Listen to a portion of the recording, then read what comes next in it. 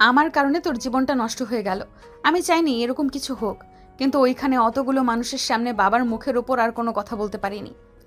না আপু, সমস্যা নেই। আঙ্কেল আমাকে এত বড় করেছে, জানে তারা কোনো ভুল সিদ্ধান্ত কখনোই নেবে না।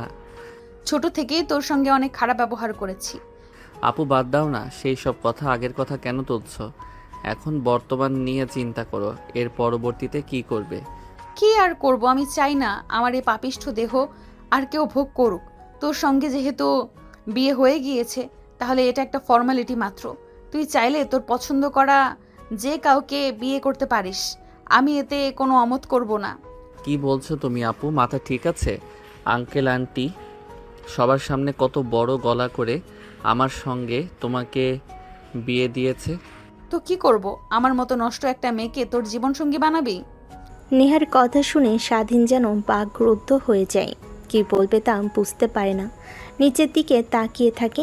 নেহা তার শরীর থেকে শাড়ি ও গহনা খুলতে লাগে আর বলতে লাগে, দেখ, আমি ভালো করে জানি তোদের মনের কথা সব ছেলেরাই চায় তার স্ত্রী পবিত্র থাক, তার স্ত্রী যেন কখনোই পরপুরুষ না টাচ করে। আর সেখানে আমি ধর্ষিত মেয়ে, তোরও কিছু একটা অধিকার আছে আমার কাছ থেকে, যা আমি কখনো দিতে পারবো না।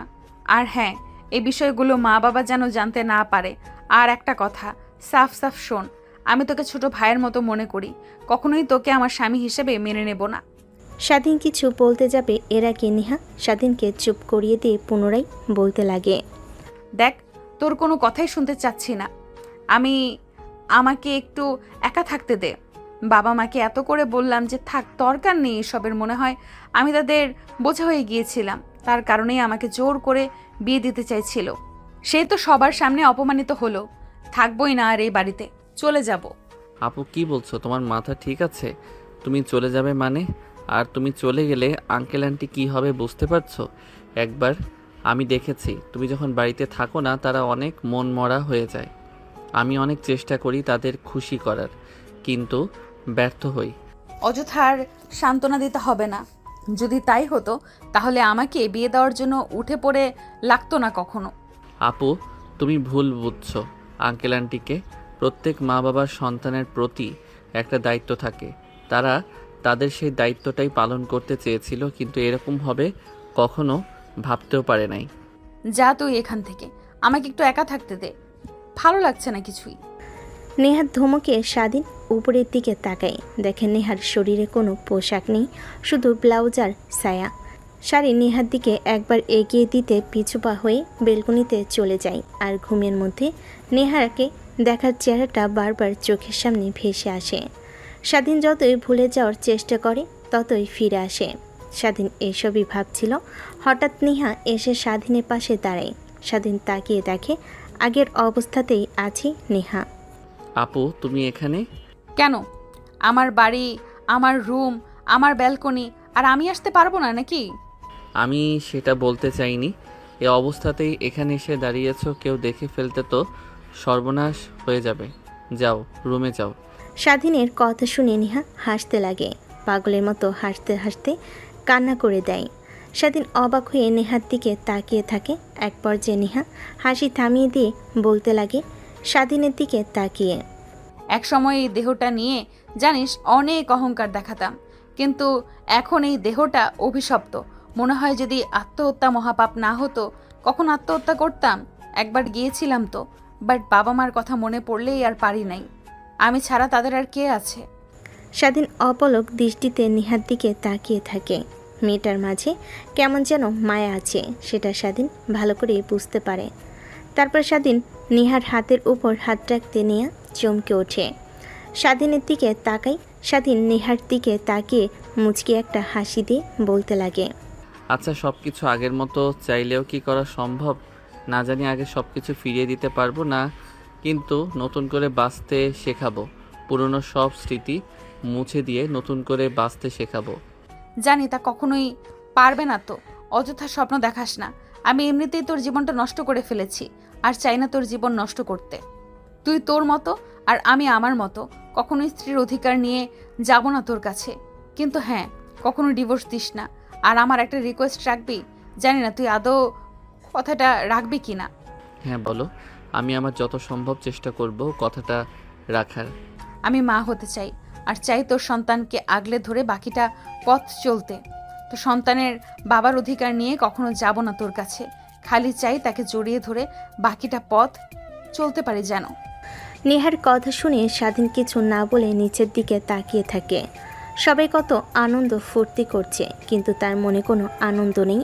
তারপরও বুকের ভেতর কেমন যেন শীতল হয়ে রয়েছে। নেহা সেদিনের প্রশ্নের অনেকগুলো জবাবের জন্য সেখানে দাঁড়িয়ে থাকে, কিন্তু কোনো উত্তর না পেয়ে সেখান থেকে নিরাশ হয়ে চলে যায়। নেহা পাশ থেকে চলে গেলে স্বাধীন তাকিয়ে দেখে, শুধুমাত্র কিছুই বলে না, নিচের দিকে তাকিয়ে থাকে। দেখে তার বাবা মা কতটা খুশি, যেন তারা বলে গিয়েছে কিছুক্ষণ আগে কি হয়েছিল। ফ্ল্যাশব্যাক। আঙ্কেল আঙ্কেল কিছু টাকা দেবেন? অনেক দিন ধরে কিছু খাই না, অনেক ক্ষুধা পেয়েছে আঙ্কেল, প্লিজ কিছু টাকা দেন, আমার এখান থেকে কয়েকটা ব্রাশ কিনে নেন। কে তুমি বাবা? তোমার বাবা মা নেই, আর তুমি এই রাস্তার মাঝে এভাবে ব্রাশ বিক্রি করছো? এতটুকু ছেলে হয়ে যদি তোমার ওপর দিয়ে গাড়ি চালিয়ে দেয় তখন কি হবে? তোমার ভাবতে পারছো একবারও? না আঙ্কেল, তা হবে না। আর এই পৃথিবীতে আমার কেউ নেই, জন্মের পর থেকে রাস্তায় বড় হয়েছি, আর ভিক্ষা করতে আমার অনেক খারাপ লাগে, তাই এক বড় ভাই কিছু টাকা দেয় আমাকে, সেই টাকা দিয়ে ব্রাশ কিনে বিক্রি করি। দেন না স্যার, বেশি না, 2টা নেন, একটা আপনার জন্য একটা ম্যাডামের জন্য, মাত্র 50 টাকা। না বাবা, আমার ব্রাশ লাগবে না। এই নাও 1000 টাকা, তুমি কিছু খেয়ে নিও। না স্যার, আমি আপনার কাছ থেকে এতগুলো টাকা নিতে পারবো না, আপনি ব্রাশ নেন, তার বিনিময়ে টাকা দেন। আরে তোমাকে আমি দিলাম উপহার হিসাবে, আমার লাগবে না, তুমি কিছু খেয়ে নিও। আর আজকে বিক্রি করার দরকার নেই। এই রোদের মধ্যে এভাবে রাস্তা রাস্তায় ঘুরেছো, অনেক কষ্ট হয় বাবা, তাই না? হ্যাঁ স্যার, অনেক কষ্ট হয়, কিন্তু কি করব, পেটের দায়ে সব করতে হয়। ঠিক তখনই জ্যাম সেরে যায়। এক এক করে গাড়ি চলতে লাগে। স্বাধীন নেহার বাবার কাছ থেকে টাকাটা নেয়, গাড়ি চালিয়ে সেখান থেকে চলে যায়। তারপর স্বাধীন একটা হোটেলে গিয়ে খাবার খেয়ে নেয়। এভাবে চলতে লাগে সেই দিনের পর দিন। প্রতিদিনে নেই জ্যামের মধ্যে ব্রাশ বিক্রি করছিল, তখনই নেহার বাবার গাড়ির গ্লাসে গিয়ে টোকা দেয়। দেখে আজকেও সেই লোকটা। স্বাধীন একটা হাসি দিয়ে সেখান থেকে চলে যেতে যাবে, তখনই পিছন থেকে নেহার বাবা ডাকতে লাগে। স্যার কিছু বলবেন? আজকে আপনার কাছ থেকে টাকা নিতে পারবো না কিন্তু। তা তো বুঝতেই পেরেছি। তোমাকে একটা কথা বলার ছিল, তুমি কি আমার সঙ্গে যাবে? তোমাকে লেখাপড়া করাবো, আর অনেক সুন্দর সুন্দর পোশাকও দেব। আমার বাড়িতে আমার ছেলের মতো বড় হবে। কি বলেন স্যার? সত্যি সত্যি আমাকে স্কুলে পড়াবেন? নতুন নতুন সুন্দর সুন্দর পোশাক দেবেন? হাসিমাখা কণ্ঠে স্বাধীন কথাটা বলে। নেহার বাবা অনেক খুশি হয় স্বাধীনের হাসি মুখ দেখে। নিমিষে স্বাধীনের হাসি মুখ থেকে হাসি হারিয়ে গোমরা মুখে বলে, না স্যার, সরি, মাফ করবেন। কিছুদিন আগে আপনার মতো একটা ভদ্রলোক আমার এক বন্ধুকে রাস্তা থেকে নিয়ে যায়। পরবর্তীতে শুনি আমার বন্ধুকে নাকি তারা চোরাচালানি করে বিদেশে পাচার করে দিয়েছে। সেখান থেকে তার চোখ, নাক, ফোকরা, কিডনি, লিভার এসব কেটে রেখে দেয় আর ওকে ফেলে দেয়। আরে বাবা, তুমি ভুল ভাবছো আমাকে। আমি শহরের নামকরা বিজনেসম্যান, আমার অনেক অনেক টাকা। আমার কেন তোমাকে চোরাচোদানি করতে যাব? চলে আমার একটা মেয়ে ছেলে নেই, তাই চেয়েছি তোমাকে বড় করব আমার ছেলের মতো করে। ভেতর এসে বস। কথাটা বলে নেহার বাবা দরজা খুলে দেয়। স্বাধীন গাড়িতে উঠে বসে। তারপর একটা শপিং মলে যায়। গাড়ি সাইড করে স্বাধীনের জন্য বেশ কিছু নতুন নতুন জামা কাপড় কিনে দেয়। স্বাধীন দেখে অনেক খুশি হয়, নেহার বাবাকে জড়িয়ে ধরে কান্না করে দেয়। নেহার বাবা স্বাধীনকে শান্ত করে রেস্টুরেন্টে গিয়ে খাবার খায়। এভাবে অনেক করে স্বাধীন অনেক খুশি হয়। নেহার বাবা অনেক ভালো লাগে। বিকেলের দিকে বাসায় নিয়ে যায় স্বাধীনকে। নেহার মা দরজা খুলে দেয়। নেহার বাবার সঙ্গে একটা ছেলেকে দেখে নেহার মা পশুর দৃষ্টিতে তাকায়। এইটা কে? হ্যাঁ, মানে তোমাকে রাতে বললাম না, একটা কিউট ছেলে দেখলাম আজ রাস্তাতে, ব্রাশ বিক্রি করছে, অনেক ভালো আর আত্মমর্যাদাও আছে। আসলে এটাই সেই ছেলে। কি তুমি যে বললে রাস্তায় একটা ছেলেকে দেখেছো আর তোমার অনেক মায়া লেগেছে, এইটা সেই ছেলে? দেখে তো মনে হচ্ছে কোনো বড়লোক ঘরের ছেলে, রাস্তায় বড় হয়েছে, দেখে তো মনে হয় না। হ্যাঁ, আর ছেলেটার মাঝে কি যেন একটা আছে, অনেক মায়া, তাই নিয়ে আসলাম। আর তুমি তো মা হতে পারবে না, একে আমাদের ছেলের মতো করে মানুষ করব। মেয়েকে আর কতদিন ধরে রাখবো বলো? এক সময় বিয়ে দিয়ে তো অন্যের বাড়ি পাঠাতেই হবে। তখন আমাদের কি হবে? নেহার বাবার কথা শুনে নেহার মা সায় জানায়। তারপর স্বাধীনকে কাছে টেনে নিয়ে জড়িয়ে কপালে একটা চুমু দেন। অন্যদিকে সিঁড়ির উপর দাঁড়িয়ে নেহা সব কিছু দেখে আর রাগে ফুঁসতে লাগে। দৌড়ে নেহা তার মায়ের কাছে আসে। স্বাধীনকে সরিয়ে দিয়ে নেহা তার মাকে জড়িয়ে ধরে বলতে লাগে, মা, এই ছেলেটাকে আর তুমি একে জড়িয়ে ধরে কপালে চুমু দিয়েছো, ভুলে যেও না। শুধু তুমি আমাকে কপালে চুমু দিবে, অন্য কাউকে নয়। নেহার কথা শুনে নেহার মা বাবা সবাই হাসতে লাগে। তারপর নেহাকে স্বাধীনকে সোফায় নিয়ে বসিয়ে দেয়। তারপর বলতে লাগে, নেহামা, শুনুন, আজ থেকে এটা তোমার ছোট ভাই। তুমি কিন্তু অনেক বড় একটা মেয়ে, আর একে কিন্তু ছোট কখনোই একে মারবে না, আর তুমি একে অনেক ভালোবাসবে। আমার কোনো ছোট ভাই নেই, আর তোমরা ওকে ভালোবাসবে মানে তোমরা শুধু আমাকে ভালোবাসবে, অন্য কাউকে নয়। কথা শুনে নেহার বাবা মা অবাক হয়ে যায়। দুজনেই হাসতে হাসতে নেহাকে বোঝাতে লাগে। এক পর্যায়ে বুঝতে পারে। তারপর স্বাধীনকে একটা রুম দেখিয়ে দেয়। স্বাধীন অনেক খুশি হয়। তারপর স্কুলে ভর্তি করিয়ে দেয়। নেহা স্বাধীনকে দুই চোখে দেখতে পায় না, সবসময় পেলে ওকে মারে, আরও অনেক আজে বাজে কথা বলতে লাগে। সারাদিনের খারাপ লাগলে রুমে গিয়ে দরজা আটকে দিয়ে কান্না করতে লাগে। নেহার মা বাবা কেউ জিজ্ঞেস করলে কিছুই বলে না। এভাবে কেটে যায় অনেকটা দিন। দেখতে দেখতে স্বাধীন কলেজে উঠে আর নেহা ভার্সিটিতে। স্বাধীন, ওই স্বাধীন তোকে না বললাম আজকে আমি ভার্সিটিতে যাব আর আমার পোশাকগুলো স্ত্রী দিয়ে যেতে, আর এখনো কেন দিসনি? মানে আপু, আজকে আমার কলেজের প্রথম দিন, তাই একটু ফ্রেশ হচ্ছি। ফ্রেশ হতে আর হবে না, তোর যে চেহারা, মেয়েরা দেখলে এমনিতেই 200 হাত দূরে চলে যায় তোকে দেখে, আর কেউ ভালোবাসবে না। এত ফ্রেশ এত পরিপাটি হয়ে কোনো লাভ নেই, বুঝলি? আপু, বুঝতে পারছি।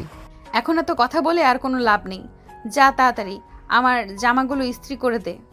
কথাটা শুনে নেহা তার পোশাকগুলো রেখে নেহার পোশাকগুলোকে ইস্ত্রি দিয়ে দিতে লাগে। নেহার জামা কাপড় দেওয়া হয়ে গেলে নেহা রুমের দিকে অগ্রসর হয়। নেহার রুমের কর্নারে, কিন্তু নেহা দরজাটা খোলে না। হালকা ধাক্কা দিতে দরজাটা খুলে যায়।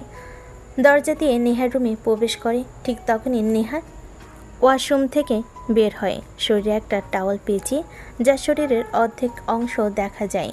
নেহা আর স্বাধীন দুজনে চিৎকার দিয়ে ওঠে। ঠিক তখনই নেহার মা উপরে উঠে আসে। নেহা তড়িঘড়ি করে ওয়াশরুমে চলে যায়। কি হয়েছে তোরা দুইজন এভাবে চিৎকার দিয়ে বাড়িটা মাথায় তুলে নিলি? না মানে আন্টি, একটা তেলাপোকা ওয়াশরুম থেকে বের হয়ে এদিকে এসেছে। আমি চিৎকার দিয়েছি, আর ওয়াশরুমে থাকলে নেহা ও চিৎকার দেয়। ধুর, ওরা দুজন পারস্য বটে। আমি ভাবলাম কি না কি হয়েছে, রান্না রেখে চলে এসেছি। কথাটা বলেই স্বাধীনকে খুন্তি দিয়ে আলতো করে একটা বাড়ি দিয়ে সেখান থেকে হাসতে হাসতে চলে আসে। স্বাধীন সেখানেই দাঁড়িয়ে থাকে। নেহা দরজাটা খুলে এইদিক ওইদিক তাকিয়ে ভিতরে ঢুকে স্বাধীনের কাছে এসে ঠাস ঠাস করে থাপ্পড় লাগিয়ে দেয়। স্বাধীন নিচের দিকে তাকিয়ে থাকে। ছোট লোকের বাচ্চা, রুমে আসবি তুই নক করে আসবি না? আর তুই কি সব দেখে ফেলেছিস আমার? না আপু, কিছুই দেখিনি। আমি ওই দিকে তাকিয়েছিলাম না, অন্যদিকে তাকিয়েছিলাম। ও গড, বাঁচা গেল। অন্যদিকে স্বাধীন নিচের দিকে তাকিয়ে মুচকি মুচকি হাসতে লাগে। তারপর জামাগুলো এগিয়ে দেয়। দরজার কাছে এসে পিছনে ফিরে নেহার দিকে তাকিয়ে হাসতে হাসতে বলতে লাগে, তোমাকে মিথ্যা কথা বলেছি আপু, আমি তোমার সব দেখে ফেলেছি, আর তোমার বুকে ওই তিলটা অনেক জোস। স্বাধীনের কথা শুনে নেহা অগ্নিমূর্তি ধারণ করে। স্বাধীন সেখান থেকে আর এক মুহূর্ত না দাঁড়িয়ে দৌড় লাগে তার রুমের দিকে। নেহা স্বাধীনকে মারার জন্য স্বাধীনের পিছু নিতে লাগে। এক পর্যায়ে স্বাধীনের রুমে চলে আসে। নেহা হাঁপাতে লাগে। যে স্বাধীনের দিকে যেতে যাবে অমনি নেহার শরীর থেকে তাওয়াল খুলে পড়ে যায়। স্বাধীন বড় বড় দৃষ্টিতে তাকায়, দু হাত দিয়ে নিজের চোখ বন্ধ করে ফেলে। নেহা তাড়াতাড়ি করে তোয়ালে পরিধান করে নেয়। এই লুচ্চা ছেলে, আমার সব দেখে ফেলেছিস, আবার সেটাই আমার মুখের সামনে বলিস? তোর এত বড় সাহস, দাঁড়া তোকে দেখাচ্ছি। আপু, তুমি আর কি দেখাবে? যা দেখার তা তো দেখেই ফেলেছি। আগে তুমি নিজেকে সামলাও। ছোট ভাইকে মারতে আসো আর তো সামলাতে পারো না। স্বাধীনের কথা শুনে নেহা অনেক লজ্জা পায়। স্বাধীনকে একটা থাপ্পড় লাগিয়ে দিয়ে সেখান থেকে চলে যায় শাহ। বর্তমানে কথাগুলো ভেবেই স্বাধীনের মুখে অজান্তেই হাসি রেখা ফুটে ওঠে। ব্যালকনিতে আর না দাঁড়িয়ে রুমে এসে দেখে নেহা উপর হয়ে শুয়ে আছে। স্বাধীন বারবার নেহার কোমরের দিকে দৃষ্টি যায়, ধীরে ধীরে যেন মাতাল হয়ে যেতে লাগে। স্বাধীন প্রতিনিয়ত নিজেকে সামলাতে লাগে, কিন্তু একটা মেয়ে তার রুমে শুয়ে আছে, তার কোমর দেখা যাচ্ছে। এটা একটা ছেলেকে কাবু করার জন্য যথেষ্ট। স্বাধীন নিজেকে আর কন্ট্রোল করতে না পেরে খাটের উপর বসে পড়ে। নেহা পেছন ফিরে তাকিয়ে স্বাধীনকে দেখে। কিরে কিছু বলবি? না কিছু বলবো না, অনেক ঘুম পাচ্ছে, একটু সাইড দেবে, ঘুমাবো। কি একই বিছানায় তোর সঙ্গে ঘুমাবো? ইম্পসিবল। এই যে বালিশ নিয়ে যা, সোফায় গিয়ে ঘুমিয়ে পড়ো। ন্যাকামি করা হচ্ছে। একটু আগে বেলকনিতে কি বলে আসলেন মনে নেই? বাচ্চার মা হতে চান। এর কাছে না গেলে বাচ্চার মা কি করে হবেন এক খাটে না শুয়ে থাকলে? কি তুই কি তখন কার ওই কথাটা সিরিয়াসলি ভেবে নিয়েছিস নাকি? আমি তো তোর সঙ্গে জাস্ট ফান করেছি আর তোকে পরীক্ষা করতে চেয়েছিলাম তুই ছেলেটা আদৌ কেমন। আর শোন, একদমই তো কি বুঝতে পারলেন আমি ভালো না খারাপ? না, মানে তোকে যতটুকু খারাপ ভেবেছিলাম, বাট তুমি এত খারাপ না। আগে দেখতাম কলেজের মেয়েদের সঙ্গে ঘুরতে, গাড়িতে করে চলাফেরা করতে, বাট তোর মধ্যে কোনো কামনার লালসা নেই। তোর জায়গায় যদি অন্য কোনো ছেলে থাকতো তাহলে ঠিক আমার কথায় রাজি হয়ে যেত, ধ্যান ধ্যান করে চলে আসতো, কিন্তু তুই তাদের থেকে ভিন্ন। ভিন্ন না, আমি প্রত্যেক ছেলের মতোই। কি? কথাটা বলে স্বাধীন নেহাকে জড়িয়ে ধরে শক্ত করে। নেহা স্বাধীনের কাছ থেকে ছাড়া পাবার আপ্রাণ চেষ্টা করে, কিন্তু স্বাধীন নেহাকে ছেড়ে দেয় না। এক পর্যায়ে নেহা তার চোখ দিয়ে 2 ফোঁটা অশ্রু বের হয়ে পড়ে। স্বাধীনের সেই দুঃখে কোনো কিঞ্চিত পরিমাণের পক্ষে নাই। নেহার শরীর থেকে এক এক করে ছায়া ব্লাউজ খুলতে লাগে। স্বাধীন তার শরীর থেকে শেরওয়ানি খুলে নেহার উপর ঝাঁপিয়ে পড়ে। নেহা চিৎকার করতে গেলেও পারে না। স্বাধীন তার ঠোঁট দিয়ে নেহার ঠোঁট চেপে ধরে। এভাবে অনেকটা সময় পার হয়ে যায়। সেদিন ক্লান্ত হয়ে যায়, নেহার উপর শুয়ে পড়ে। ঠিক তখনই নেহা স্বাধীনকে ধাক্কা দিয়ে সরিয়ে দেয়। স্বাধীন ধাক্কার তাল সামলাতে না পেরে নিচে পড়ে যায়। নেহার দিকে ড্যাপ ড্যাপ করে তাকিয়ে থাকে, দেখে নেহা কান্না করছে। ভেবেছিলাম তুই সব ছেলেদের থেকে ভিন্ন, কিন্তু তুইও অনেক বাজে। তোর মধ্যেও কোনো মনুষ্যত্ব নেই, শুধু লোভ দেখানো অভিনয় করিস তুই। আমি ভেবেও ঘুম পাচ্ছে না, এত ভালো অভিনয় কি করে করতে পারিস? অভিনয় বলতে তুমি আমার বিয়ে করা বউ, আর আমি আমার বউয়ের কাছে যাব না তো কার কাছে যাব? আর আমার অধিকার আছে তোমাকে স্পর্শ করার। আমি তো আর ওই সকল ছেলেদের মতো তোমাকে। স্বাধীনের কথা শেষ না হওয়ার আগে নেহা উঠে এসে স্বাধীনের গালে ঠাস ঠাস করে থাপ্পড় লাগিয়ে দেয়। স্বাধীন অবাক দৃষ্টিতে তাকিয়ে থাকে। নেহা কান্না করে দিয়ে সেখান থেকে উঠে ওয়ার্ড্রপ থেকে 3 পিস বের করে ওয়াশরুমে চলে যায়। স্বাধীন সেইভাবে বসে থেকে খাটের উপর হাত দিয়ে ভাবতে লাগে। আসলে তো নেহা আকর্ষণ যে কাজটা করা আমার মোটেও ঠিক হয়নি। সে হয়তো চেয়েছিল আমাকে সে ভালোবেসে, কিংবা আমি তাকে ভালোবেসে কাছে টেনে নেব, কিন্তু আমার তার উপর এইভাবে জোর জবরদস্তি করা একদমই ঠিক হয়নি। দেখ, সামান্য কোমর দেখে নিজেকে কন্ট্রোল করতে পারলি না তুই, আর কন্ট্রোল করব কি করে? নেহা আপুকে তো দেখতে আর পরিদের থেকে কম নয়, আমার কি দোষ? কথাগুলো ভাবতে লাগে আর হাসতে লাগে। নেহা ওয়াশরুম থেকে বের হলে স্বাধীনকে হাসতে দেখে অনেক রাগ হয়। সেদিকে তাকিয়ে ড্রেসিং টেবিলের সামনে চলে যায়। স্বাধীন তড়িঘড়ি করে প্যান্ট পরিধান করে নেয়, তারপর দৌড় দিয়ে ওয়াশরুমে চলে যায়। ওয়াশরুমে গিয়ে গোসল করা শেষ হলে তখন দেখে সে সাথে সাথে কিছু নিয়ে আসে নাই। কিভাবে এখন বাইরে বের হবে? ওয়াশরুমের দরজা খুলে দিয়ে হালকা করে মাথা বের করে বলতে লাগে, মানে আমি আসলে এসেছি, সাথে কিছুই নিয়ে আসিনি। একটা যদি প্যান্ট আর তোয়ালে এটা দিতেন অনেক ভালো হতো, না হলে এখানে রাত কাটাতে হবে আমার। তো কি হয়েছে, এখানে থাক, বোঝ কেমন লাগে। আর আমার ওয়াশরুম রাস্তার থেকে অনেক ভালো। দেখেন, রাগ উঠিয়ে দিয়েন না, বলছি ভালোই ভালোই। তোয়ালেটা আর আমার রুম থেকে একটা প্যান্ট এনে দিন, না হলে যদি একবার বের হয়ে যায় তাহলে আবার গোসল করাবো বলে দিলাম। তোরা তো শুধু পারিস সেটাই, আর কিছু কি পারিস? আচ্ছা দাঁড়া, আমি তো রুম থেকে প্যান্ট এনে দিচ্ছি। কথা বলতে বলতে দরজা খুলে দেয়। তখনই হামাগুড়ি দিয়ে রুমের মধ্যে নেহার চাচাতো বোন নেহার বান্ধবী ঢুকে পড়ে। নেহা অবাক হয়ে যায়। কিরে, তোর এখানে আর এইভাবে আরবিতে কি করছিস? মানে আমরা সবাই এখান দিয়েই যাচ্ছিলাম, তাই ভাবলাম বাসর রাতে কী হয় আমাদেরও একটু জানার দরকার, তাই আর কি এখানে দাঁড়িয়ে একটু কান লাগিয়ে শোনার চেষ্টা করছিলাম, কিন্তু কিছুই তো শুনতে পেলাম না। হয়েছে, আর মিথ্যা কথা বলতে হবে না। তোরা এখানে অনেকক্ষণ ধরে দাঁড়িয়েছিলি, যা তোদের মুখ দেখে স্পষ্ট বোঝা যাচ্ছে। আর এসব আরই না পেতে আঙ্কেলকে বললেই তো পারিস তোদেরকে বিয়ে দিতে। আর সাথী চাচাকে বলবো নাকি তোকে বিয়ে দিতে? সমস্যা নেই আপু, যদি স্বাধীন বাজার মতো কিউট একটা ছেলে খুঁজে পাও তাহলে আঙ্কেলকে বলিও, আমার এতে কোনো মত নেই। আর কতদিন এভাবে সিঙ্গেল থাকবো বলো? আর তুমি তো ভালো করেই জানো রিলেশন আমার দ্বারা সম্ভব নয়, সব সময় ভুল বুঝি। এর থেকে বিয়ে করে হাজবেন্ডের সঙ্গে মারামারি করলেও এতে ভালো হবে। সাথীর কথা শুনে সেইখানে থাকা সবাই হাসতে লাগে। হাসতে হাসতে সবার হামাগুড়ি খাবার উপক্রম হয়ে যায়। নেহার রাগে সাথীর দিকে তাকায়, সাথে সেইখান থেকে চলে যায়। তারপর নেহার বান্ধবী স্বাধীন আর নেহার দিকে তাকিয়ে বলে, কী রে, তুই দুলাভাইকে রেখে এত রাতে বাইরে বের হয়ে আসলি যে? আর রুমের এই বেহাল দশায় কেন? খাটের এই বেহাল দশা, বিছানা চাদর এলোমেলো, আর তোর চুল ভেজে কেন? তার মানে কি? ধ্যাৎ, তোরা কি বলিস না, একদমই উল্টাপাল্টা ভাববি না, এই বলে দিলাম। তোকে তো আমার ছোট ভাইয়ের মতো মনে করি। হয়েছে, আর অভিনয় করতে হবে না।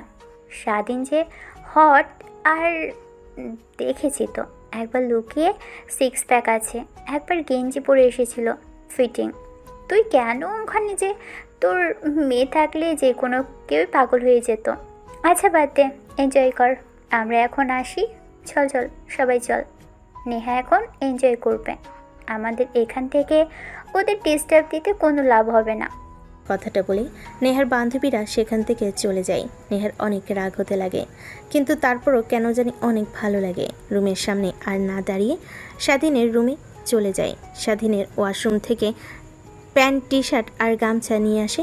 রুমে দরজা লাগিয়ে দিয়ে দেখে স্বাধীন এখনও ওয়াশরুমের দরজা দিয়ে মাথা বের করে তাকিয়ে আছে।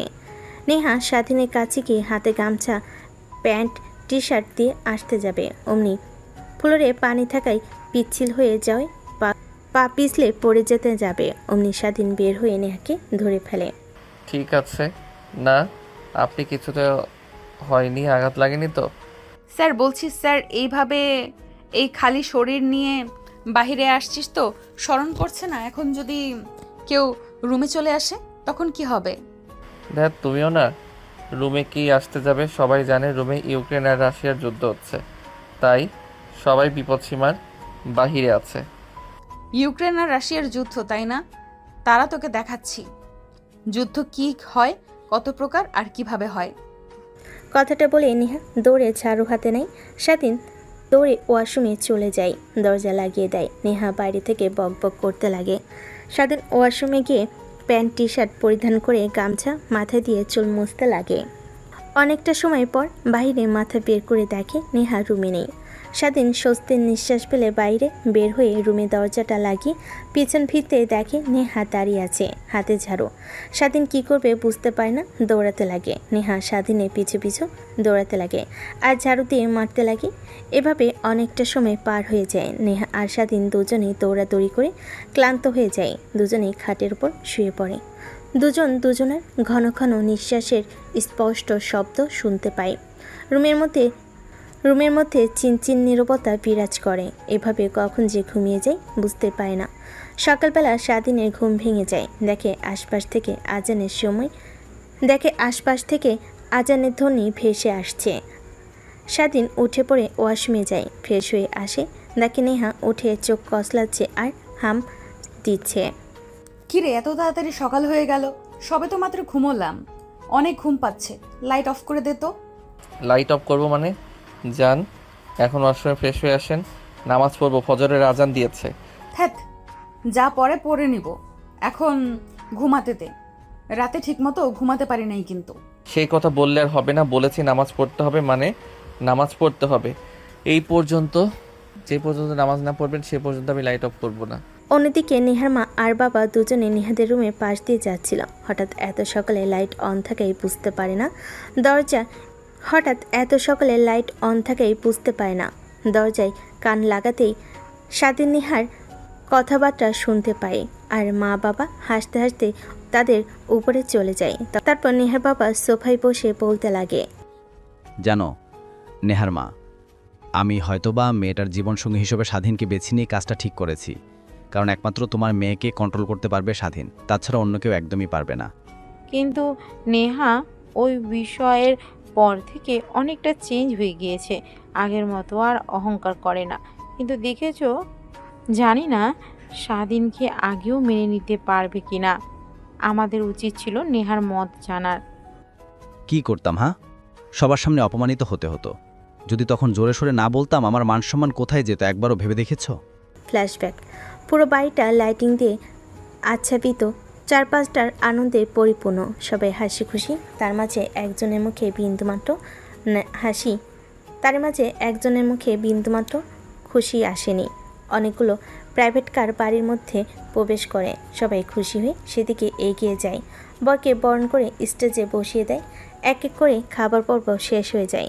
সবাই খাবার খেয়ে বিয়ের কাজ শুরু করতে যাবে, অমনি বরের বাবা বলে ওঠে, এই বিয়ে হবে না। আর কাজী সাহেব, আপনি বিয়ে পড়ানো বন্ধ করুন। আর এই তুই উঠে পড়। এই বিয়ে তোকে করতে হবে না। তোকে এর থেকে ভালো মেয়ের সঙ্গে বিয়ে দেব। ভাই সাহেব, কি বলছেন আপনি? মাথা ঠিক আছে আপনার? মাথা আমার একদমই ঠিক আছে। আপনাদের মাথায় সমস্যা না হলে কিভাবে ভাবতে পারলেন যে একটা ধর্ষিতা মেয়েকে আমার ছেলের সঙ্গে বিয়ে দেব? আমাদের কি সমাজে কোনো মূল্যবোধ নেই? ভাবতে পারবেন একবারও? আপনার ধর্ষিতা মেয়েকে বিয়ে করলে সমাজের সামনে আমরা মুখ দেখাতে পারবো কিনা? নেহার বাবা আর কিছু বলে না, মাটির দিকে তাকিয়ে থেকে পুরো বাড়ি বিয়ের আমেজটা নিমিষেই বন্ধ হয়ে যায়। নেহার বাবার কোনো প্রতিউত্তর না দেখে বরের বাবা আবার বলতে লাগে, কী ব্যাপার ইমরান সাহেব, কিছু বলছেন না যে? বলুন, কিছু বলুন। আপনার ধর সেটা মেয়েকে কে বিয়ে করবে আছেন এইখানে এমন যে? আর ধর্ষিতা মেয়েকে বিয়ে করবে কার রুচি এত নগণ্য? আমার মেয়ের বিয়ে হবে এখন, আর আপনার সামনে, কিন্তু আপনার ছেলের সঙ্গে নয়। আর কি বলছেন, আমার মেয়ে কি কেউ বিয়ে করবে? এখন বললে 1000টা ছেলের লাইন দাঁড়িয়ে যাবে। আর আপনি কি বলছেন এসব? আপনি দাঁড়ান, আপনার আর আপনার ছেলের সামনে আমার মেয়ের বিয়ে হবে। বাবার সামনে বড় গলা করে কথাটা তো বলেই ফেললেন। এখন দেখি কে আপনার ধর্ষিতা মেয়েকে বিয়ে করে। বাবা, স্বাধীর, এদিকে এসো তো। হ্যাঁ আঙ্কেল, কিছু বলবেন? হ্যাঁ বলবো, আমার মেয়েকে বিয়ে করবে তুমি। আর আজকে সবার সামনে এই জানোয়ারের বাচ্চা তুই উঠ, দেখ তোর সামনে আমার মেয়েকে বিয়ে দেব। আর মিস্টার জায়েদ শিকদার, কাজটা আপনি মোটেও ঠিক করেননি। কিভাবে সবার সামনে অপমান না করলেও আমাকে আর আমার মেয়েকে পারতেন। আর দেখেন, আমার মেয়েকে কেউ বিয়ে করবে না কথাটা বললেন না, নিমেষের মাঝেই দেখেন আমার মেয়েকে আপনার চোখের সামনে বিয়ে দেব। আর কাজী এসে বিয়ের কার্যক্রম শুরু করেন। বরের জায়গাটাই শুধু স্বাধীন। আর যদি বাবার নামটা খুব জানার ইচ্ছা হয় তাহলে নিজের নাম লিখে দিয়েন। নেহার বাবার কথা শুনে সবাই অবাক হয়ে যায়। তারপর কাজী সাহেব বিয়ের কার্যক্রম শুরু করে দেয়। স্বাধীন কিছু বলতে পারে না। তারপর নেহার বাবার মান সম্মান রক্ষাতে সবার সামনে রাজি হয়ে যায়। কাজী সাহেব বলতেই স্বাধীন কবুল বলে দেয়। কি হয়েছে জায়েদ খান, আপনি তো অনেক বড় বড় কথা বলেছেন আমার মেয়েকে কেউ বিয়ে করবে না। এখনই কি দাঁড়িয়ে দাঁড়িয়ে দেখার ইচ্ছে করছে, নাকি ঘাড় ধাক্কা দিয়ে গার্লস থেকে বের করে দেব? ভালোই আপনার আত্মস্বজন নিয়ে এখান থেকে চলে যান, যদি আপনার মান সম্মানটা রাখতে চান। আমার আবার মানুষত্ব আছে, সবার সামনে বড় গলা করে বলতে পারতাম, বাট আমার মধ্যে বিবেক আছে, তা করব না। চলে যান এখান থেকে। নেহার বাবার কথা শুনে সেখান থেকে বরের বাবা আর তার সাথে আসা সবাই চলে যায়। নেহার বাবা সোফায় বসে মাথায় হাত দিয়ে চিন্তা করতে লাগে। স্বাধীন গিয়ে নেহার বাবার পাশে বসে পড়ে, তারপর বলতে লাগে, আঙ্কেল চিন্তা করবেন না, যা হবার তা তো হয়ে গেছে। আর নেহা ম্যামের তো এখানে কোনো হাত নেই। ওই জানোয়ারের বাচ্চারা তো চারটা, আর না বললাম ওদের সাথে ওরা একদিন দেখবেন ধানের জয় পাবে। হ্যাঁ বাবার, জানি। আর তোমাকে অনেক অনেক ধন্যবাদ সবার সামনে রাজি হওয়ার কারণে। আর জানি না তুমি অন্তত নেহাকে মেনে নিবে কিনা, তোমার থেকে সিনিয়রও। বাকি কথা বলতে না দিয়ে স্বাধীন পুনরায় বলতে লাগে, আঙ্কেল রাস্তা থেকে তুলে এনে বড় করেছেন, লেখাপড়া করিয়েছেন, আপনাদের ঋণ কখনোই শোধ করতে পারবো না, এটা ভালো করে জানি। পরিশেষে নেহা ম্যামকে বিয়ে করে যদি সামান্য পরিমাণ ঋণ শোধ করতে পারি, আমার কাছে অনেক কিছু। আর আমি মনে করি আমার জন্য যাও ভালো হবে, আপনি তাই করবেন। স্বাধীনের কথা শুনি নেহার বাবার অনেক ভালো লাগে। নেহা সেখানে আর না থেকে রুমে চলে আসে। তারপর নেহার বাবা একটা প্যাকেট স্বাধীনকে দিয়ে দেয়। স্বাধীন প্যাকেটটা হাতে নিতে নেহার বাবা বলে, আর শেরনি পায়জামা এগুলা রুমে গিয়ে পরিধান করে নাও, তোমাকে দেখে কেউ বলতে পারবে না আর বুঝতে পারবে না এখন তুমি আমার মেয়ের জামাই। কথাটা বলে নেহার বাবা হাসতে লাগে। স্বাধীন সেখান থেকে উঠে রুমে চলে যায়। বর্তমান এখন আল্লাহর কাছে দোয়া করি যেন দুজনকে একত্র করে রাখে। ছোট থেকে তো দেখে এসেছি দুজন দুজনার যেন শত্রু। এখন কি হয়েছে হয়। ধ্যাত, তুমি এমনি এমনি চিন্তা করছো। দেখো, সব ঠিক হয়ে যাবে। আর একে অপরকে ছাড়া এক মুহূর্ত থাকতে পারবে না। আমার কথার সঙ্গে তুমি মিলিয়ে নিও একদিন। তাই যেন হয়, এই দোয়াই করি। আর ঘুমাবো না, আজান দিয়েছে, নামাজ পড়ে তারপর ঘুমাই। হুম। অন্যদিকে নেহা নামাজ পড়বে না।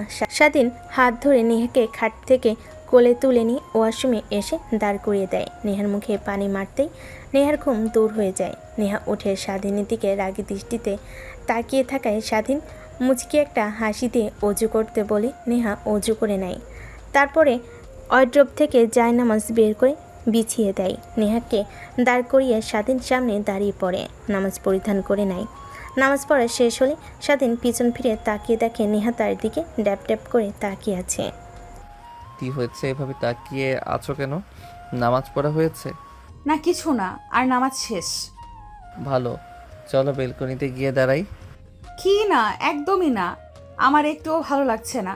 রাতে তো ঠিকমতো ঘুমাতে দেয়নি, এখন আবার জোর করে উঠে নামাজ পড়লে এখন অন্তত আমাকে শান্তিমতো ঘুমাতে দাও। আচ্ছা ঠিক আছে, বুঝতে পারছি। চলো বেলকনিতে গিয়ে দাঁড়াই। যদি মাইন্ড আর মন ভালো না হয়, ঘুম যদি তোর থেকে উড়ে না যায়, তখন আমাকে বল। স্বাধীনের কথা শুনে নেহা মজা নেয়।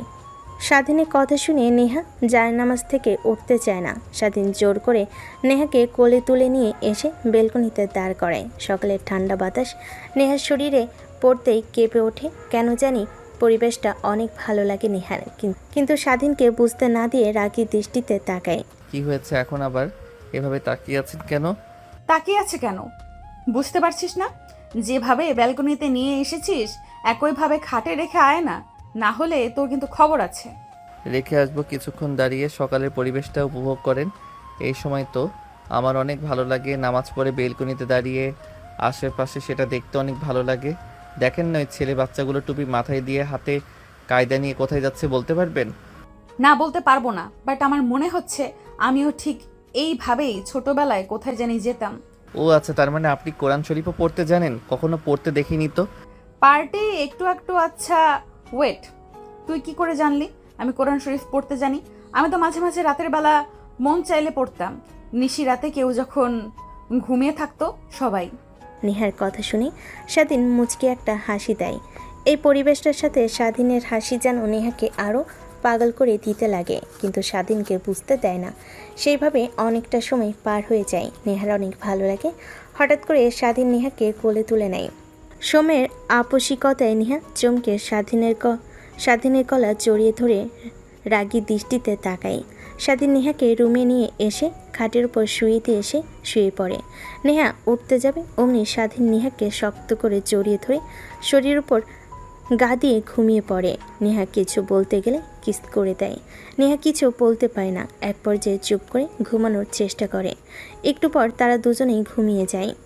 নেহার ঘুম ভেঙে গেলে ঘড়ির দিকে তাকিয়ে দেখে সকাল 9টা বাজে। তড়িঘড়ি করে শোয়া থেকে উঠে বসে। স্বাধীন পাশে শুয়ে আছে ছোট বাচ্চাদের মতো। নেহা স্বাধীনের দিকে এক পলক তাকিয়ে উঠে ওয়াশরুমে চলে যায়। ওয়াশরুম থেকে বের হয়ে ড্রেসিং টেবিলের সামনে বসে থেকে চুল আঁচড়াচ্ছিল। স্বাধীনের ঘুম ভেঙে সামনে নেহাকে এমন অবস্থায় দেখে অনেক ভালো লাগে। শুয়ে থেকে ড্যাপ ড্যাপ করে তাকিয়ে থাকে। নেহা স্বাধীনের দিকে আয়নায় দেখে স্বাধীন তার দিকে ড্যাপ ড্যাপ করে তাকিয়ে আছে। পিছন ফিরে স্বাধীনের দিকে তাকিয়ে নেহা বলতে লাগে, হয়েছে, আর কত ঘুমাবি? যা তাড়াতাড়ি গাড়ি গিয়ে বের কর, কলেজে যেতে হবে।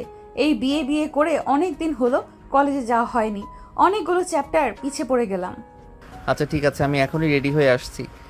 আর শোন আরেকটা কথা, আমাদের যে বিয়ে হয়েছে এইটা তুই আবার যেন কলেজের কাউকে বলিস না, তাহলে আমার কিন্তু মান সম্মান ধুলোয় মিশে যাবে। নেহার কথা শুনে স্বাধীনের অনেক খারাপ লাগে, কিন্তু নেহাকে বুঝতে না দিয়ে ঠোঁটের কোণায় মুচকি একটা হাসি টেনে রেখে রুম থেকে বের হয়ে তার রুমে চলে যায়। ওয়াশরুমে গিয়ে ফ্রেশ হয়ে গোসল করে রুমে এসে পোশাক পরিধান করে। একটা ব্যাগ কাঁধে নিয়ে বাইরে গাড়িতে এসে অপেক্ষা করতে লাগে। একটু পরে চলে আসে, গাড়িতে উঠে বসে। পাশের সিটে স্বাধীনে ব্যাগ দেখতে পেয়ে নেহা গাড়িতে বসে প্রশ্ন করে। কিরে ব্যাগটা কার? আর তোকে না বললাম আমাকে ডাক দিতে? ডাক দিলে না কেন? একে তো অনেক লেট হয়ে গিয়েছে। আমি ভাবলাম তুই এখনও রেডি হোসনি, তার জন্যই বসেছিলাম রুমে। সরি ম্যাম, আর ব্যাগটাতে আমার বই আছে, অনেক দিন হলো আমি ক্লাস করি না, তাই ভাবলাম আজকে ক্লাস করব। ক্লাস করবে মানে? তুই পড়ালেখাও করিস? মানে আপনি যে কলেজে পড়েন আমি ওই কলেজে ভর্তি হয়েছি ইন্টার ফার্স্ট ইয়ারে। গ্রাম থেকে এসএসসি পরীক্ষা দিয়ে এসেছিলাম, তাই ভাবলাম লেখাপড়াটা যেন চালিয়ে যেতে পারি, তাই ভর্তি হয়েছিলাম। ক্লাস করা হয়েছে 2-1 বার আপনার চোখ ফাঁকি দিয়ে, তাই ভাবলাম এখন তো ফ্রি, তাই আর কি। আচ্ছা ঠিক আছে, তা বুঝতে পারছি। এখন মন দিয়ে গাড়ি চালা, আর আমি ফোন করলেই চলে আসিস। বেশিক্ষণ ক্লাস করব না, জাস্ট বান্ধবীদের সঙ্গে দেখা করে আসব আর নোটগুলো নিয়ে আসব। স্বাধীন মাথা দিয়ে হ্যাঁ বোঝায়। তারপর সেখান থেকে সোজা কলেজ পার্কিং লটে গাড়ি রেখে নেহা তার ক্লাসরুমে, স্বাধীন তার ক্লাসরুমে চলে যায়। স্বাধীন ক্লাসরুমে গিয়ে বসতেই পাশে তাকিয়ে দেখে একটা ছেলে বসে আছে, খাতায় কী যেন লিখছে। স্বাধীন কৌতূহল নিয়ে ছেলেটাকে প্রশ্ন করে। আচ্ছা তুমি মনোযোগ দিয়ে কি করছো?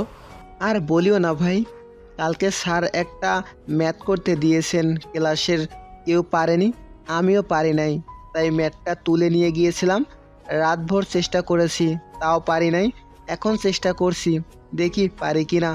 যদি পারি স্যার অনেক বাহবা দিবে। ও আচ্ছা, দেখি আমিও ম্যাথটা পারি কি না। ছেলেটা কৌতূহল নিয়ে স্বাধীনের দিকে তাকায়। বেশ কিছুক্ষণ তাকিয়ে থাকার পর বলতে লাগে। তুমি কে? তোমাকে তো চিনতে পারলাম না। আমি তো প্রত্যেক দিন নিয়মিত ক্লাস করি, বাট তোমাকে কখনো তো দেখি নাই। ভর্তি হয়েছি, বাট ক্লাস করতে খুব একটা আশা হয়নি, মাসে 1বার কি 2বার এসেছি, তাই হয়তো দেখোনি আমাকে। ও আচ্ছা, তাই হবে বোধহয়। আর এই নাও, দেখো তো পারো কি না। তারপর স্বাধীন ম্যাথটা দেখে বুঝতে পারে অনেক কঠিন, বাট সে পারবে। তারপর সেটাকে বুঝিয়ে বুঝিয়ে ম্যাথটা কমপ্লিট করতে লাগে। প্রায় 10 মিনিট পর কমপ্লিট করে ছেলেটা স্বাধীনের দিকে ড্যাপ ড্যাপ করে তাকিয়ে থাকে। বাহ, তুমি তো অনেক জিনিয়াস। তুমি ক্লাসে ঠিক মতো আসো না, তারপরও এত কঠিন একটা ম্যাথ তুমি সলিউশন করে ফেলেছো। যেখানে আমাদের মতো ক্লাস টপারও পারে নাই, সেখানে তুমি কিনা ঠিক মতো ক্লাস নাইস ইউ কমপ্লিট করলে। ক্লাসে না আসলে কী হবে? আমি প্রত্যেক দিন রাতের সময় পেলে বই খুলে একটু পড়ি, বাট খুব একটা মনোযোগ দিতে পারে না, সব সময় কাজ করতে হয়। আচ্ছা বাদ দাও। তারপর স্বাধীন আর ছেলেটা দুজনের সঙ্গে কথা বলতে লাগে। ক্লাস টাইম শুরু না হয় স্যার এখনও ক্লাসে আসেনি। একটু পর ক্লাসরুমের বাইরে থেকে অর্থাৎ মাঠ থেকে অনেক হট্টগোল শোনা যায়। সবাই কৌতূহল নিয়ে বাইরে বের হয়। তাদের পিছু পিছু স্বাধীনও ছেলেটাও বাইরে চলে আসে। স্বাধীন বাইরে এসেই তো অবাক হয়ে যায়। একটা ছেলেকে জুতা দিয়ে মারছে আর চারিদিকে গোল করে সবাই তাকিয়ে তাকিয়ে শুধু তামাশা দেখছে। স্বাধীন দৌড়ে নিচে চলে যায়, ভিড় ঠেলে নেহাকে বের করে নিয়ে আসতে লাগে। অনবরত বলতে লাগে। কুত্তার বাচ্চা, ওর অত বড় সাহস, তুই আমাকে বাজে প্রস্তাব দিস? তোর মতো ছেলে আমার পায়ের জুতা সাফ করারও যোগ্য না, আর তুই কি না আমাকে উল্টোপাল্টা কথা বলিস? আজ তোর একদিন কি আমার একদিন। এই তুই ছাড় ওকে, আমি দেখে নিব। আরে ম্যাম পাগল হয়েছেন নাকি? আপনি ওর মতো বকাটা ছেলেকে এভাবে অপমান করলেন, ও যদি প্রতিশোধ নেয়। আগে তুই আমাকে ছাড়, ওর কত বড় সাহস আমাকে আজে বাজে কথা বলে। নেহা ছেলেটাকে আজে বাজে কথা বলতে লাগে। স্বাধীন বাধ্য হয়ে নেহার মুখ চেপে ধরে কলেজের পিছে নিয়ে গিয়ে একটা গাছের নিচে বসিয়ে দেয়। নেহা অনবরত হাঁপাতে লাগে। স্বাধীন নেহার দিকে তাকিয়ে থাকে। ম্যাম আপনি কি পাগল হয়েছেন? আপনি তোকে চেনেন? এই কলেজের বকাটের ছেলে, ও মেয়েদের ডিস্টার্ব করে। ওর বিরুদ্ধে যদি কোনো মেয়ে প্রতিবাদ করে তাহলে তার কি অবস্থা হয় সেটা তো আপনি ভালো করে জানেন। আপনি কেন অযথা ওর সঙ্গে লাগতে গেলেন ম্যাম? তুই চুপ কর। সব মেয়ে চুপ করে থাকে বলে আমিও চুপ করে থাকবো? এমনটা মোটেও করব না। আমিও কম না, আমাকেও চেনে না। ওর পাওয়ার হয়তো থাকতে পারে, বাট আমার থেকে বেশি না। আমি কাউকে দেখাই না, ভালোভাবে চলাফেরা করি, তার মানে এই না যে আমার বাবার সম্পদ কম। নেহা অনবরত পটপট পটপট করতে লাগে। স্বাধীনের খারাপ লাগতে লাগে, কিন্তু কিছু বুঝতে না দিয়ে স্বাধীন তার ব্যাগ থেকে পানির বোতল বের করে নেহার দিকে এগিয়ে দেয়। নেহা ঢক ঢক করে পুরো পানির বোতল সাবার করে ফেলেন। ম্যাম শান্ত হন। আর কি হয়েছে আপনার? কখনো তো আপনাকে কলেজে এভাবে রাগান্বিত হতে দেখিনি। ওরা জানতে পারছে আমার বিয়ে ভেঙে গিয়েছে, বাট তোর সঙ্গে বিয়ে হয়েছে এটা জানে না, আর রেপ হয়েছে এটা তো ওর আগে থেকেই জানে। তাই বাজে প্রস্তাব দিয়ে বলে আমি যেন তাদের সঙ্গে উল্টোপাল্টা কাজ করি, কারণ আমার কখনো তো বিয়ে হবে না, আমার তৃপ্তি যেন ওরা মিটিয়ে দেয়। এসব কথা বলতে লাগে। বল, এইসব শুনে কারোর মাথা ঠিক থাকতে পারে? হ্যাঁ ম্যাম, বুঝতে পারছি। তাই বলে ছেলেগুলোকে ওইভাবে মারা একদমই ঠিক হয়নি। কলেজের প্রত্যেককেই দেখেছেন। এখন ওরা যদি আপনার উপর আক্রমণ করে তখন কি হবে ভাবতে পারছেন একবারও? যা হবার তাই হবে। এখন চল, বাসায় যাব, ভালো লাগছে না, মুডটাই নষ্ট করে দিয়েছে। ভাবলাম অনেক দিন পর কলেজে এসে বান্ধবীদের সঙ্গে আড্ডা দেব, তা আর হলো না। কথাটা বলে নেহা উঠে দাঁড়ায়। নেহা আগে আগে যেতে লাগে। স্বাধীন পিছে পিছে গাড়ির কাছে এসেই স্টার্ট দিতে যাবে, অমনি ছেলেগুলো হকি স্টিক নিয়ে গাড়ির সামনে এসে দাঁড়ায়।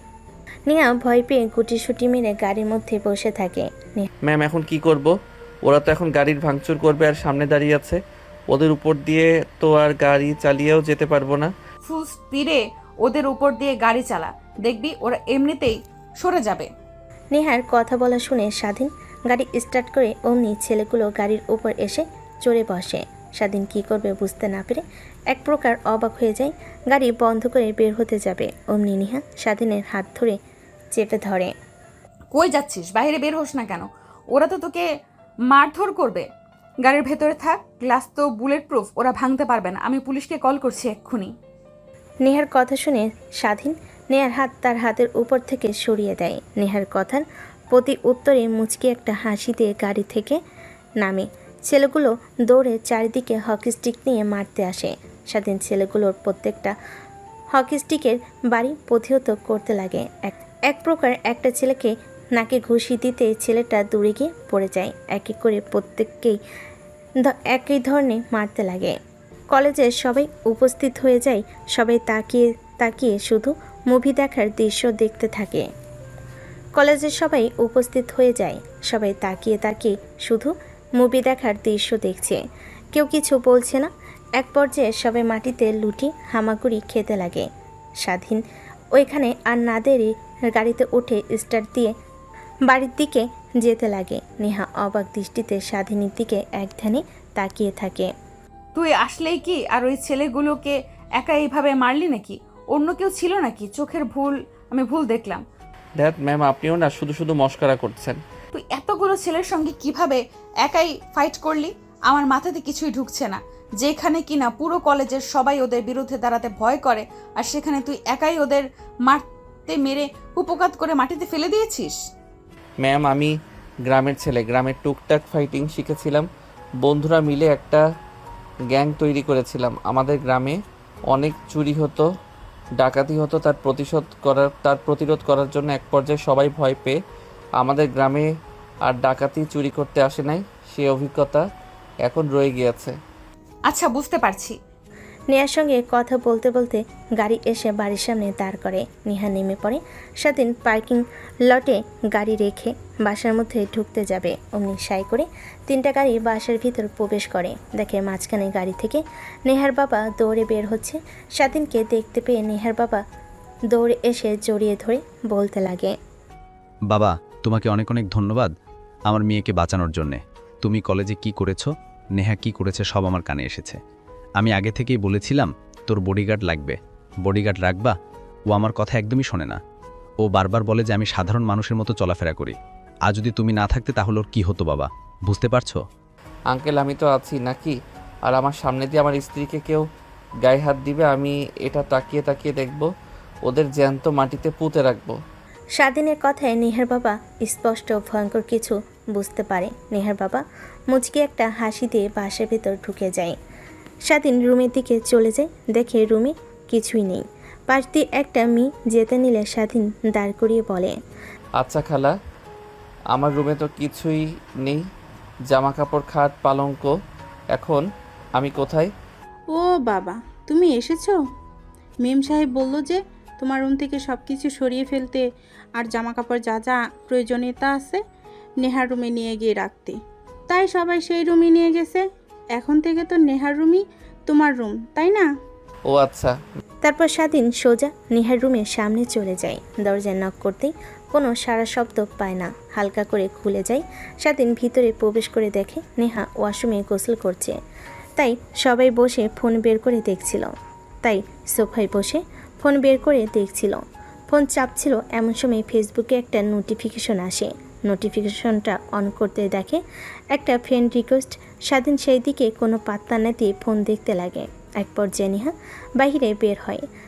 সামনে স্বাধীনকে দেখতে পেয়ে প্রশ্ন করে, কিরে তুই এই রুমে কি করছিস?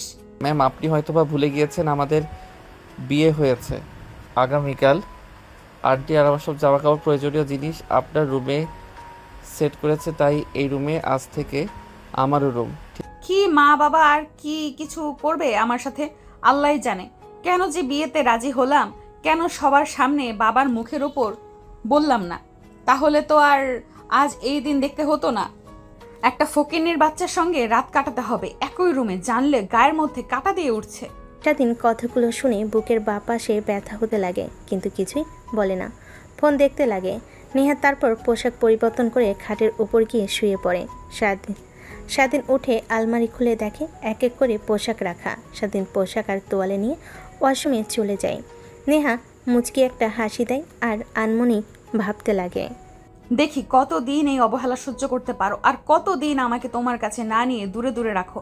আমার মনে হয় না যে আমাকে ছেড়ে তুমি চলে যাবে। আবার ভয় হয় যদি চলে যাও, কিন্তু পরীক্ষা তো করতে হবে। আবার যদি সব ছেলেদের মতো আমার বাবার সম্পত্তির দিকে নজর দাও, তখন কি হবে? আচ্ছা, ও কি আমাকে ভালোবাসে নাকি? যদি ভালো না বাসতো তাহলে রাতে ওগুলো কি ছিল? ধ্যাৎ, কিছুই মাথায় নিতে পারছে না। বের হোক, ওকে পরীক্ষা করব। নেহা ভাবতে লাগে কি বলা যায়। এমন সময় খট করে দরজা খুলে বাইরে বের হয় স্বাধীন। নেহা সেদিকে তাকিয়ে চোখ ফেরাতে পারে না। স্বাধীনের শরীরে এখনও টপ টপ করে পানি বের হচ্ছে। শরীরের প্রতিটা ধরন যেন লোমহতর, দৃষ্টি কেমন যেন লাগতে লাগে, যেন স্বাধীনকে কাছে পেলে সে খুব লেখাবে এমন।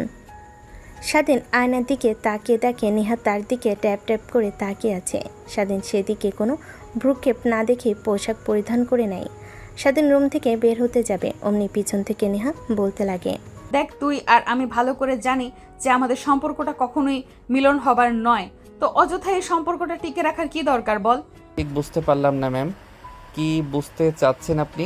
দেখ, আমি বলতে চাচ্ছি যে সম্পর্কটা কখনো পূর্ণতা পাবার নয়। সেই সম্পর্কটা রেখে কি লাভ? আর আমি তো তোকে কখনো আমার স্বামী হিসেবে মেনে নিব না। ঠিক তুইও জানিস, কখনো এই ধর্ষিতা মেয়েকে তোর স্ত্রী হিসেবে মানবি না। এটা আমি ভালো করেই জানি। তাই বলছি কি, আমাদের মধ্যে এই সম্পর্কটা না রেখে ডিভোর্স নিয়ে দেখ। ডিভোর্স কথাটা শুনে আবার এই ভাবিস না যে তোকে বাসা থেকে বের করে দেব। আমার বাবার ছেলের মতন মনে করে তোকে আমাদের কোম্পানিতে একটা চাকরি দিয়ে দেব।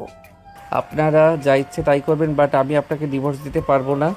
কারণ ম্যাম আর স্যার আমাকে হাত জোর করে বলেছে আপনি যত যাই বলুন না কেন আমি যেন আপনাকে ডিভোর্স না দেই। আরও বলেছে যে কিছুদিন হলে আপনি এমনিতেই সব কিছু মেনে নেবেন। কি বাবা মা কি বলছে? আচ্ছা, আমি শুনে আসছি।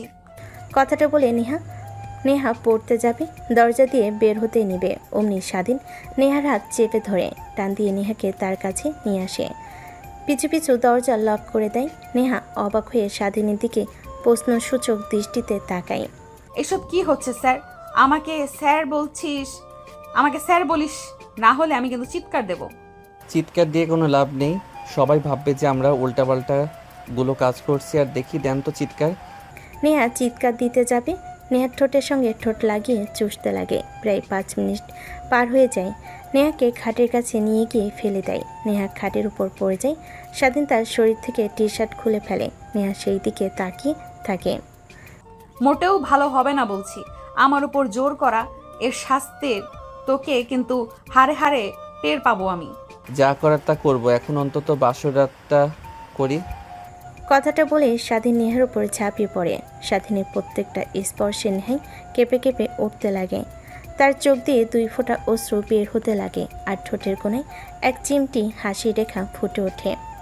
স্বাধীন সেদিকে তাকিয়ে নেহার চোখ থেকে অশ্রু মুছে দিয়ে হাসিমাখা কণ্ঠে নেই তার বুকের সঙ্গে জড়িয়ে ধরে বলতে লাগে, দেখো, আমি ভালো করে জানি কেন আমাকে আপন করে নিতে চাচ্ছেন না আপনি। আপনার অতীত নিয়ে আমি কখনোই আপনাকে প্রশ্ন করব না। আমি ফিউচার নিয়ে আর বর্তমান নিয়ে ভাবতে চাই। আর আমি এও জানি আমাকে আপনি অনেক ভালোবাসেন। কে বলেছেন আমি তোকে ভালোবাসি? আপনার কথা বলার ধরন, হাঁটা চলা সব কিছু দেখে আমি বুঝতে পারি। আর আরও চোখে আমার দিকে বারবার তাকিয়ে থাকায়, এটা আপনি যতই বোঝেন না কেন আমি তাকাই না, বাট সার্বক্ষণিক আমি আপনাকে আমার নজরদারিতে রাখি। আমি আরও এও জানি যে আপনার ফোনের গ্যালারি ওপেন করলে যতগুলো না আপনার ছবি আছে, এর থেকে বেশি আমার ছবি আছে। স্বাধীনের কথা শুনে নেহা অবাক দৃষ্টিতে তাকাতেই স্বাধীন নেহার উপর থেকে উঠে দাঁড়িয়ে শার্ট প্যান্ট পরিধান করে বলতে লাগে, লুকিয়ে লুকিয়ে ছবি তোলেন, আবার সেইগুলো মাঝে মাঝে ফ্রন্ট স্ক্রিনে রাখেন।